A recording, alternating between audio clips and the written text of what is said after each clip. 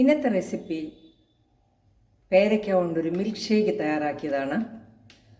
നല്ല ടേസ്റ്റി ആയിട്ടുള്ള ഈ മിൽക്ക് ഷേക്ക് വളരെ ഈസിയാണ് ഉണ്ടാക്കാൻ. നമുക്കിന്ന് ഉണ്ടാക്കുന്ന വീഡിയോയിൽ കണ്ടു നോക്കാം.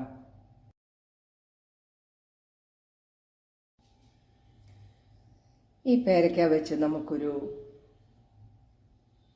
മിൽക്ക് ഷേക്ക് ഉണ്ടാക്കിയെടുക്കാം. അതിനായിട്ട് ഞാനൊരു പേരയ്ക്കയുടെ ഹാഫ് എടുത്ത് ചെറുതായിട്ട് കട്ട് ചെയ്തിട്ടുണ്ട്.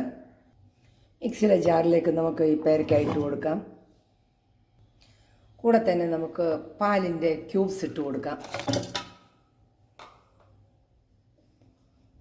1 ടേബിൾ സ്പൂൺ പഞ്ചസാര ഇട്ട് കൊടുക്കാം.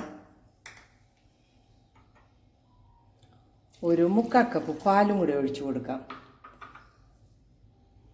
നന്നായിട്ട് നമുക്ക് ഒന്ന് അടിച്ചെടുത്തുകൊണ്ട് വരാം.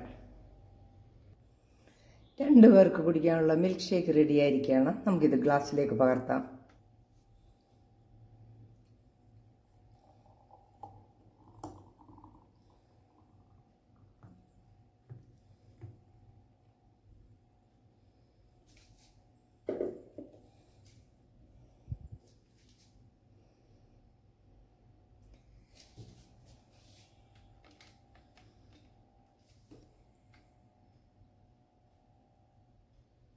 പേരയ്ക്ക മിൽക്ക് ഷേക്ക് റെഡി ആയിരിക്കുകയാണ്.